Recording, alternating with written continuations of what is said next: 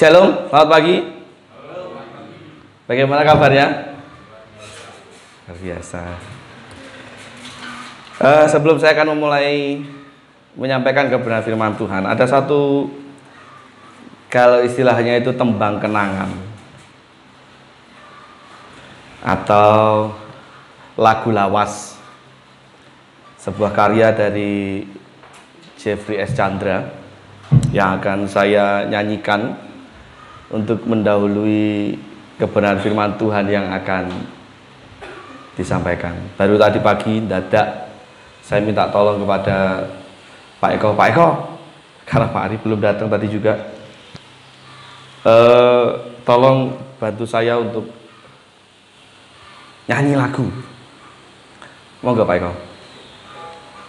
Sugeng midhangetaken.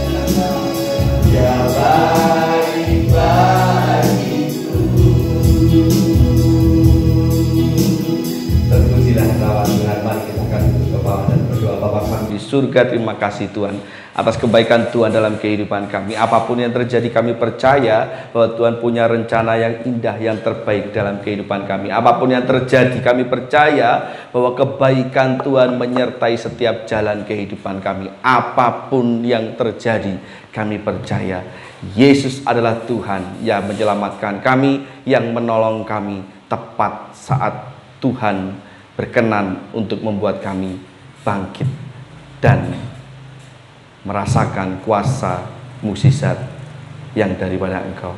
Dan apapun yang terjadi, kami percaya Yesus adalah Tuhan Juru Selamat satu-satunya dalam kehidupan kami. Dan sebentar kami akan belajar kebenaran firman Tuhan. Engkau yang menolong, Engkau memberi hikmat, Engkau memberi pengertian, Engkau menegur juga sekaligus menguatkan kami untuk kami dapat memiliki hidup yang semakin hari semakin berkenan di hadapan Tuhan. Hamba-Mu yang jauh dari sempurna ini menyerahkan diri di hadapan Tuhan, pakai bibir, lidah, hati, pikiran hamba-Mu untuk menyampaikan apa yang Tuhan mau, apa yang Tuhan kehendaki bagi kami semua, bagi setiap jemaat-Mu yang ada di tempat ini, maupun siapa saja yang mendengarkan firman Tuhan ini. Mereka diberkati, dikuatkan oleh Tuhan Yesus Kristus. Dalam nama Tuhan Yesus Kristus, Tuhan dan Juru Selamat kami yang hidup, kami berdoa dan mengucap syukur. Amin. Saya kembali menyapa. Shalom. Selamat pagi. Lagu yang barusan saya dan kemudian kita nyanyikan itu adalah salah satu lagu yang menenangkan saya, yang membuat saya itu jadi semakin percaya, membangkitkan semangat, terlebih ketika sedang galau, ketika sedang terpuruk, ketika sedang dalam masalah, bahkan ketika sedang tidak tahu apa yang harus saya lakukan dan saya putuskan. Ini salah satu lagu. Ada banyak lagu, tetapi ini salah satu lagu yang simple tetapi menguatkan bahwa apapun yang terjadi Tuhan itu baik. Walaupun harus lewat badai cobaan yang begitu hebat, ya Tuhan akan pelihara, Tuhan akan cukupkan, Tuhan akan mampukan. Dan sampai hari ini saya bisa berdiri dan dengan bangga saya berkata, Tuhan Yesus itu baik. Ada banyak cara orang untuk dapat membuat dirinya lebih tenang. Ada banyak cara pikir orang yang dapat membuat dirinya bisa menjadi lebih tenang. Macam-macam cara mereka dan macam-macam apa yang dipikirkan mereka dengan harapan supaya bisa membuat hidupnya lebih tenang. Lek duit-duit akeh tenang apa mboten? Belum tentu. Lek duit Siti.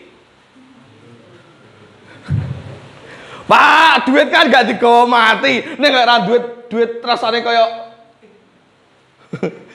mati-mati yo.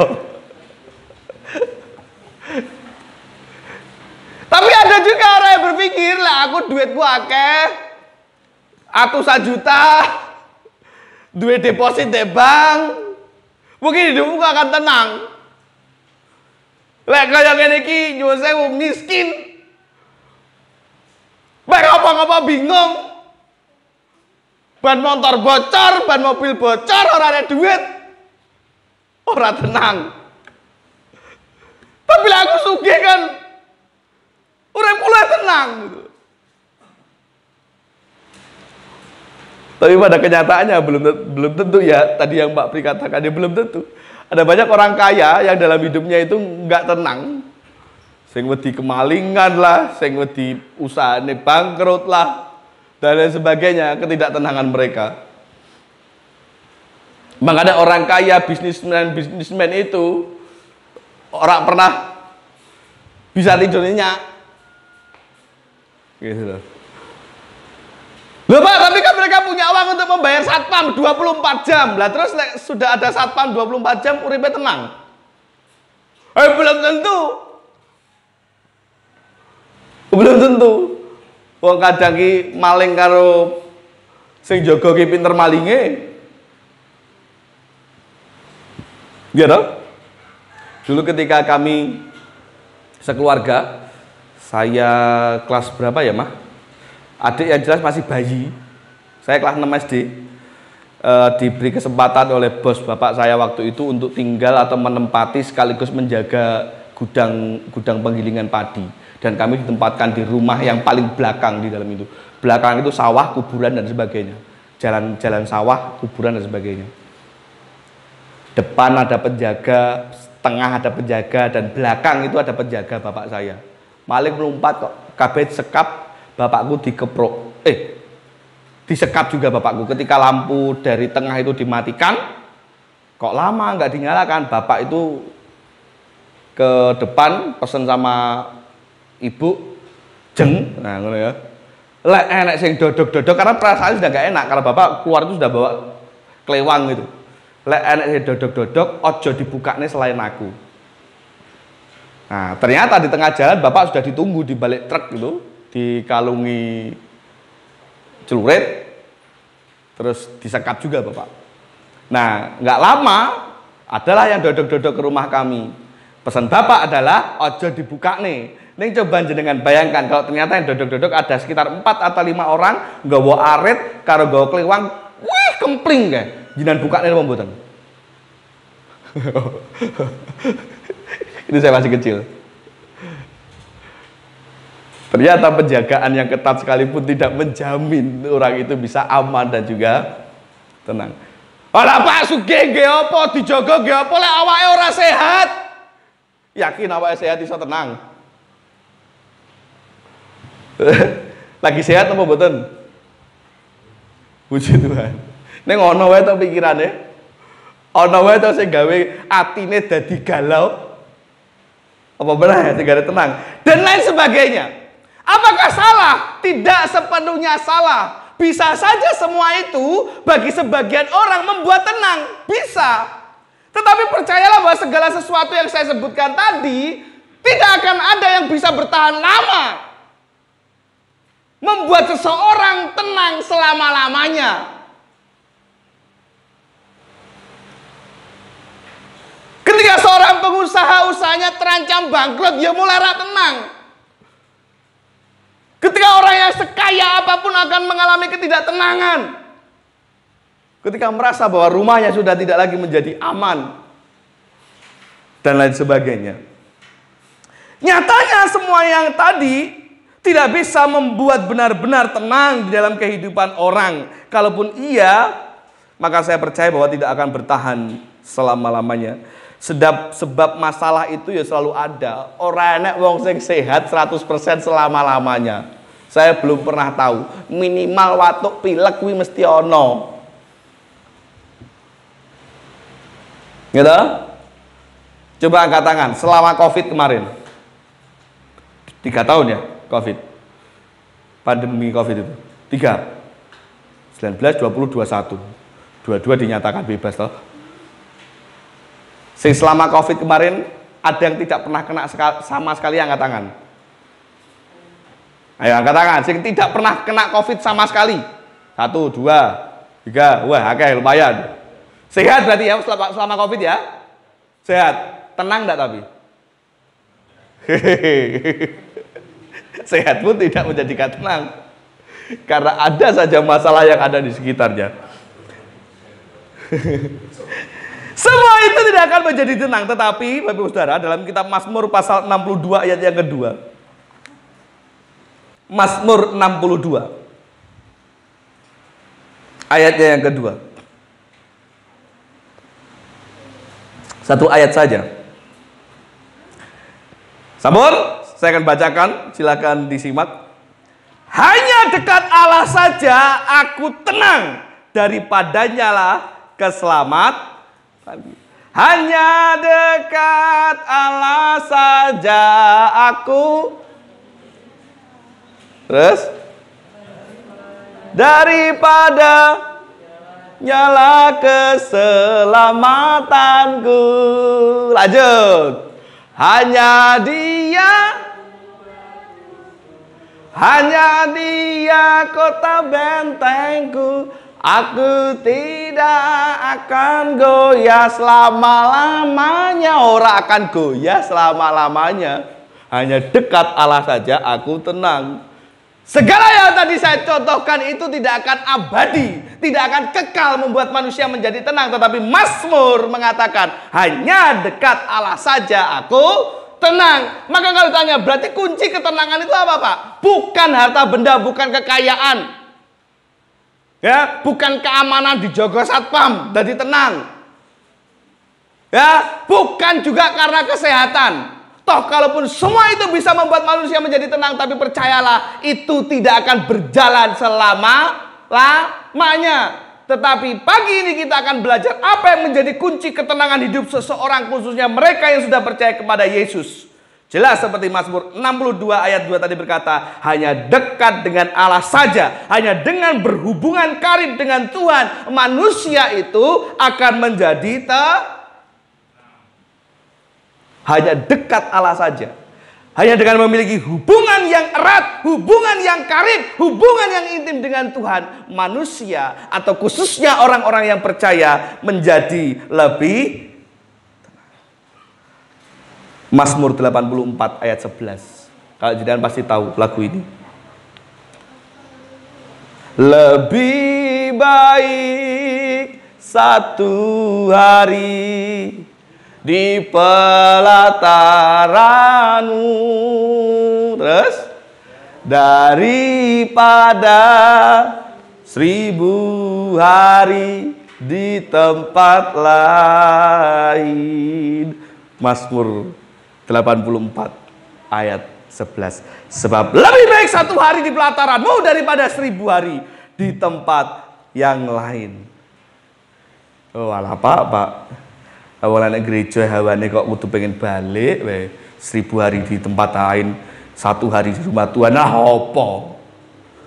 Wong ibadah 2 jam lho wis hawane kudu pengen balik,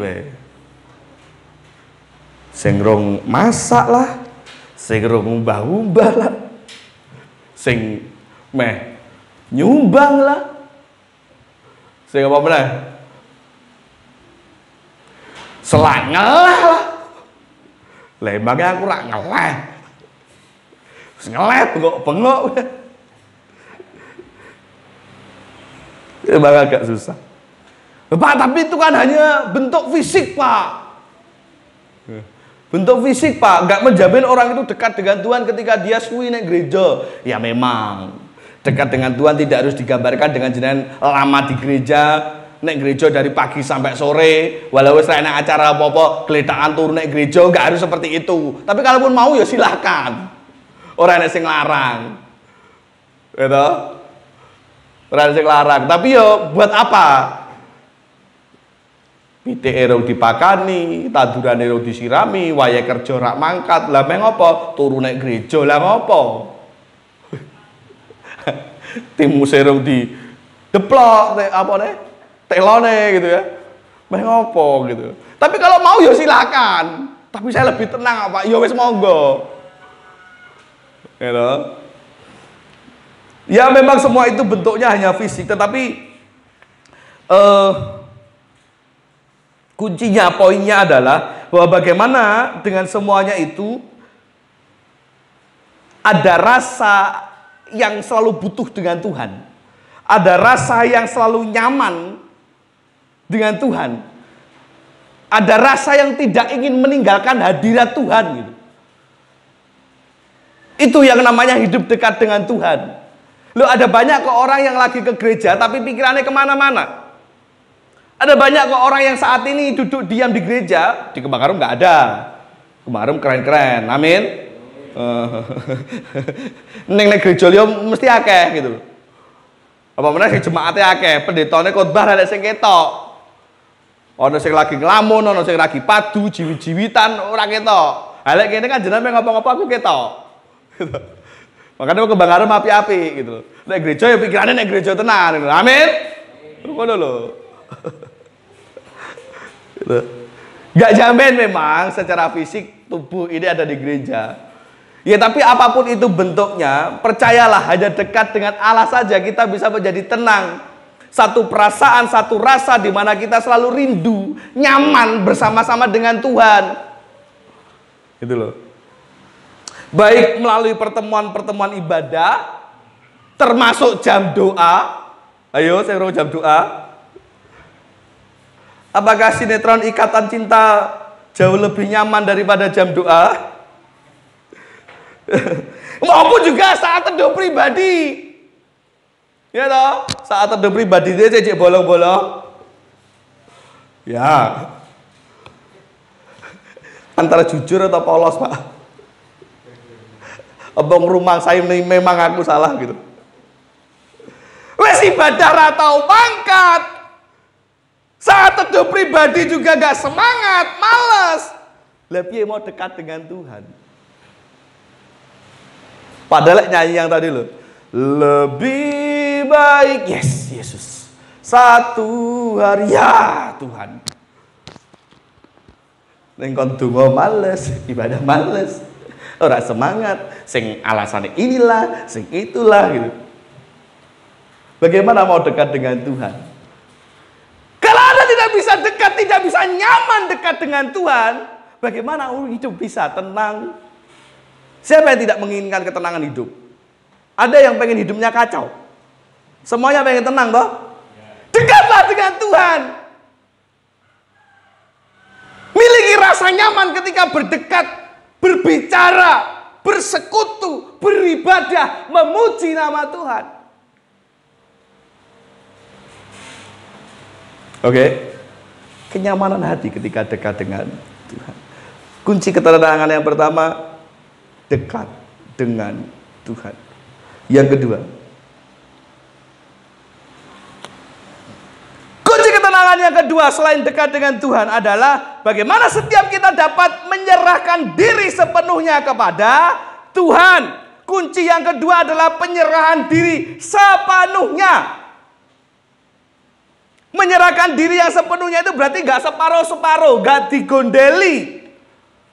Gak ada satupun yang masih ditahan, tetapi sepenuhnya.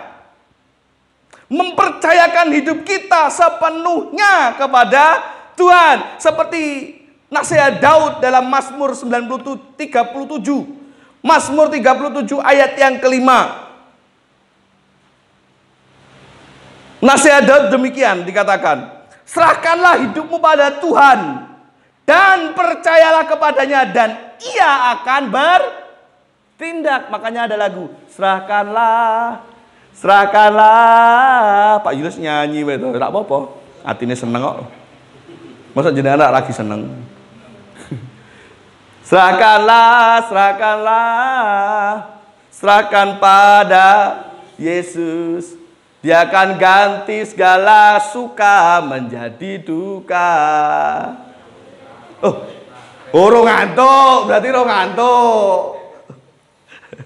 Berarti tidak lagi ngelamun. Dia akan ganti segala duka menjadi suka. Serahkanlah dan percayalah kepada Tuhan dan Ia akan bertindak. Nah, bagaimana Tuhan mau bertindak jika kita tidak menyerahkan? Bagaimana kita bisa berserah, menyerahkan diri sepenuhnya kepada Tuhan kalau kita nggak percaya? Sekali lagi saya peringatkan, ada banyak orang Kristen yang ketika ditanya apakah Anda percaya Yesus? Percaya apa betul? Aku yakin. Mbok sing neng KTP tok Kristen ning ratone gereja jenengan takoni percaya Yesus, percaya. Tetapi apakah hidup mereka percaya sepenuhnya? Menyerahkan diri sepenuhnya kepada Yesus? Belum tentu. Belum tentu. Ada banyak orang yang masih mencari jalan hidupnya dengan pikirannya sendiri. Dengan caranya sendiri. Untuk memuaskan nafsunya. Untuk memuaskan keinginannya. Dengan caranya sendiri. Makanya sekali lagi saya ingatkan, saya sering kali dan saya senang selalu memakai kata daripada percaya Yesus tok, tetapi saya lebih senang mengatakan percaya dan mempercayakan diri kepada Yesus, karena percaya saja gak cukup, amin saja tidak cukup, harus disertai dengan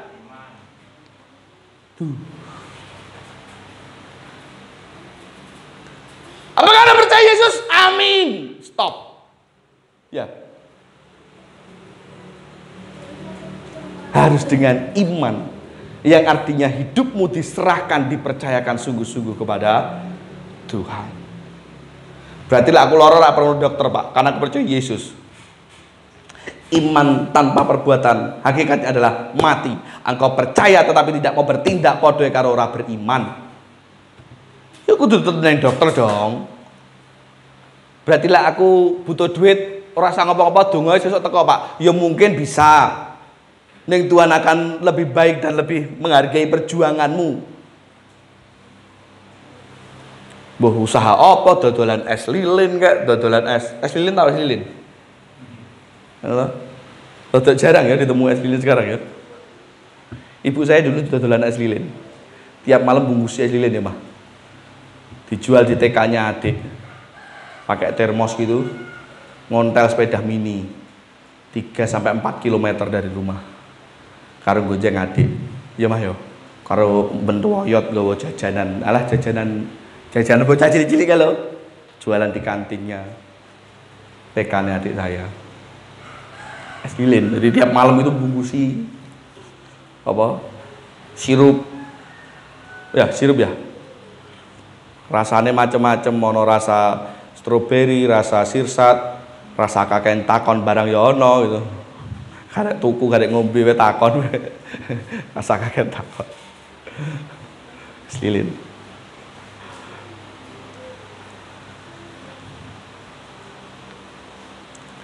Loh, Pak, katanya Tuhan, tapi kok nunggu dipasrai, Pak?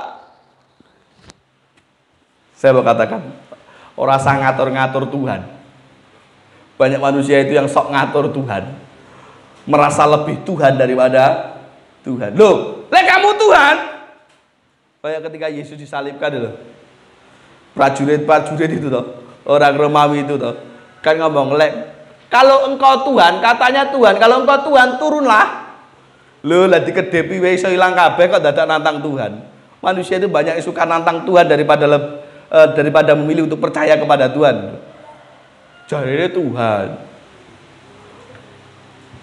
Mosok dadak kudu nunggu dipasrahi itu. Rasa kakek ngatur uripe Tuhan. Ya. Wis ngatur uripe Tuhan, ra tau nang gereja, ra gelem diatur Tuhan, ngatur Tuhan. Ra sopan blas. Percaya dan mempercayakan diri akan menjadikan orang lebih tenang. Percaya saja tanpa mempercayakan diri, mempercayakan hidup kepada Tuhan sepenuhnya, totalitas, nggak akan tenang. Kayak kemarin waktu KPW itu, sebelum tidur ngapain dulu, Pak Bri? Berdoa dulu, menyerahkan semua kepada Tuhan. Yang isu masalah rong selesai, minimal tenang. Karena apa? Sudah menyerahkan kepada Tuhan. Yang kedua, penyerahan diri sepenuhnya kepada Tuhan akan menjadikan hidup manusia, khususnya orang-orang yang percaya, menjadi lebih tenang. Selama hidupmu full berserah kepada Tuhan, ya selama itu juga hidupmu akan menjadi tenang. Apapun masalahnya, apapun godaannya, apapun cobaan badai kehidupannya, engkau akan jadi lebih tenang. Ora kemerungsung dalam mengambil keputusan. Sora Pak, tak putus deh pokoknya ngene, enggak akan. Tenang. Tenang jeneng Tuhan. Ya. Yang ketiga, apa yang menjadikan hidup manusia lebih tenang? Saya mencatat di sini.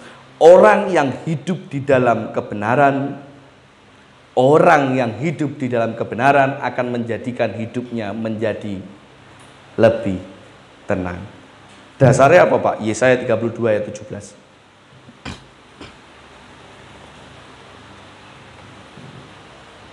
Ben orang ngantuk yang sudah menemukan silahkan dibaca. Yesaya pasal 32 ayatnya yang ke-17. 1, 2, 3. Dimana ada kebenaran, di situ akan tumbuh damai sejahtera, dan akibat kebenaran ialah ketenangan dan ketentraman untuk selama-lamanya. Terima kasih Pak Eko.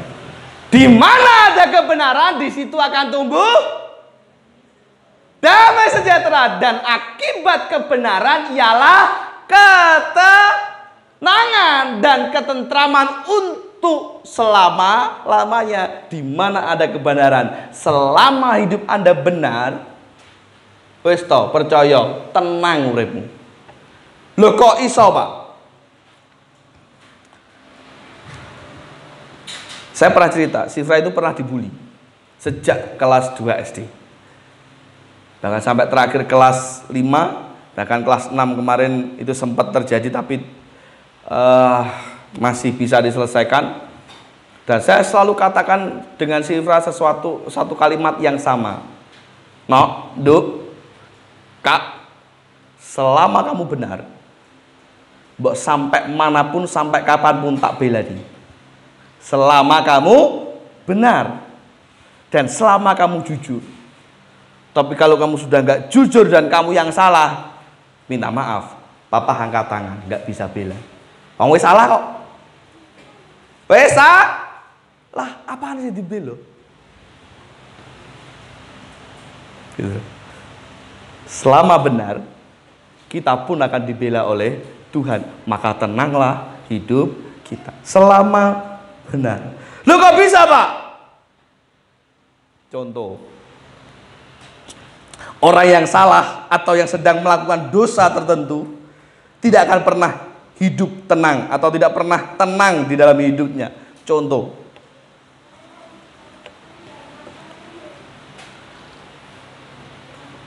Dor. Aja sepaneng to, sepaneng menapa to.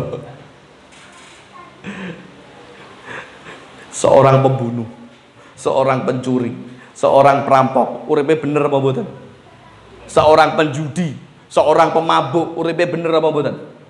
Mboten. Hidup di dalam kebenaran atau tidak? Tidak. Hidup dalam dosa atau tidak? Pertanyaan saya, tenang enggak hidup mereka? Tenang apa mboten?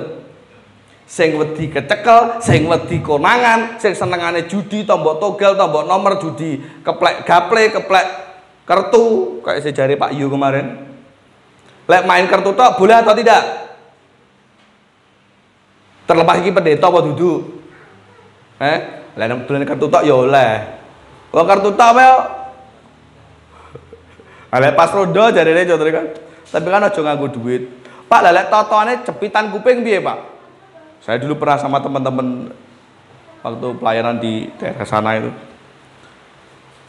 Sing kalah cepet kuping karo cepet pemean, ngempit botol aqua karo dulit bubuk Indomie campur uyah. Wah, sin itu sumpah itu. Yang berjudi hidupnya pun tidak akan tenang.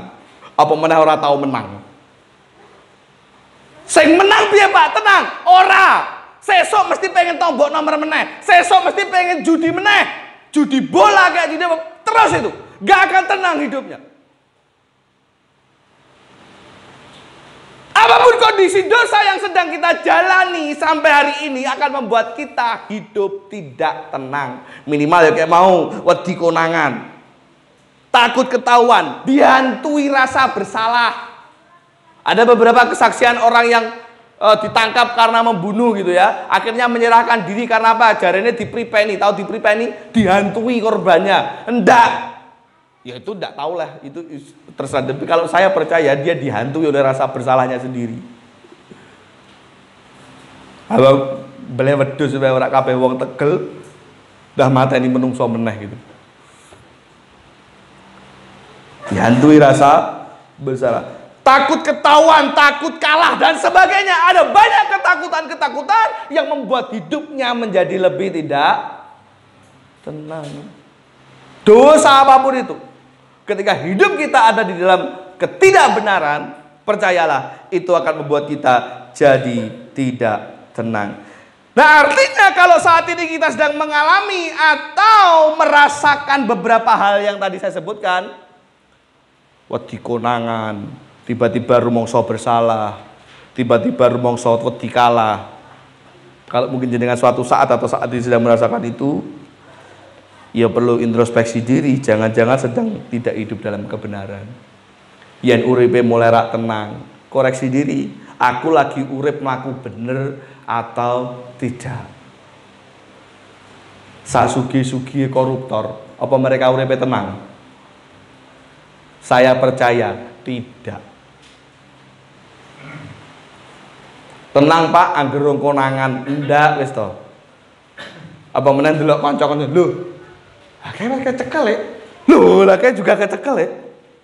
Wah, kayak giliran aku. Wah, kayak giliran aku. Nek karo terus korupsi. Wah, kayak giliran aku. Tapi terus korupsi. Pasti orang tenang. Semakin banyak uang yang dia ambil, semakin tidak tenang dosa apa? Ketika manusia hidup di dalam ketidakbenaran, hidupnya tidak akan tenang. Jadi kunci ketenangan itu bukan masalah sugih ataupun miskin. Kunci ketenangan itu bukanlah saat dimana kita dijogos satpam atau tidak. Kunci ketenangan itu bukan juga karena kita sehat ataupun sedang sakit. Mungkin iya itu bisa membuat tenang, tetapi percayalah tidak selamanya. Yang bisa selamanya membuat kita tenang ada 3. Yang pertama, dekat dengan Tuhan. Yang kedua, penyerahan diri sepenuhnya kepada Tuhan. Yang ketiga, hidup dalam kebenaran. Minimal 3 itu bisa kita lakukan, bisa kita amini dengan iman. Wujud nyatakan dalam kehidupan sehari-hari. Tenang. Jujur. Sopo sing saat ini di dompetnya cuma enek sak lembar abang. Satu-satunya angkat tangan. Sak lembar abang tok, ora tak pek, ora takon perpuluhan. Wis ngerti dhewe. Ada sak lembar abang tok, kurang lebih tidak ada. Oh kurang ya wes. Sing nek dompete ya kuwi mung siji-sijine sing dinduweni sak lembar biru. Ana? Kurang. Sak lembar ijo wes. Kurang luwih sak lembar ijo. Sak lembar ungu.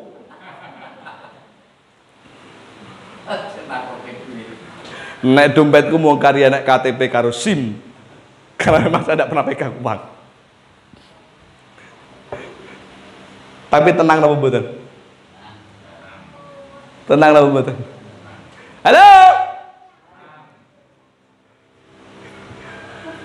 Tenang napa mboten? Gajiannya cek suwi.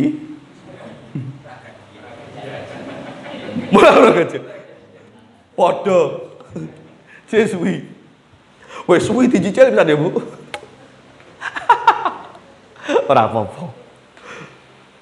Tapi tenang. Percaya, tenang. Karena apa? Karena apa? Dia baik bagiku. Karena apa? Percaya tak? Serahkan semua kepada Tuhan. Apapun yang sedang Anda alami, apapun yang sedang Anda pergumulkan saat ini, bahkan sing Tuhan ki selak sesuk Tuhan, apapun itu, tenang. Maka Tuhan akan bertin. Serahkan semua kepada Tuhan, percayalah kepadanya, maka Dia akan bertindak. Tuhan Yesus memberkati kita semua. Kita tunduk kepala dan berdoa. Bapa kami surga, terima kasih Tuhan, hamba-Mu sudah selesai berbicara, dan biarlah Roh Kudus-Mu yang menguatkan hati, pikiran dan hidup kami semua, yang menyempurnakan dari setiap kekurangan dan kelemahan hamba-Mu di dalam menyampaikan kebenaran firman Tuhan. Engkau yang memberkati jemaat-Mu, khususnya di Kembang Arum ini, dengan sempurna. Terima kasih Tuhan, mampukan kami, kuatkan kami, untuk tetap menempatkan hidup kami dekat pada Tuhan, untuk tetap menyerahkan diri sepenuhnya kepada Tuhan, untuk tetap menjaga hidup kami ada di dalam kebenaran Tuhan.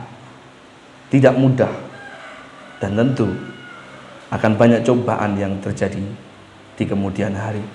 Namun kami percaya, sebagaimana Tuhan menguatkan kami, di hari-hari yang lalu, maka hari ini, esok dan seterusnya, Engkau, Tuhan Yesus Kristus, adalah Tuhan yang sama, yang menolong kami dan menguatkan kami dalam segala musim, dalam segala situasi, dan dalam segala kondisi kehidupan kami. Terima kasih Tuhan, ampuni segala dosa dan kelemahan kami, dan dalam nama-Mu Tuhan Yesus Kristus kami berdoa dan mengucap syukur. Amin.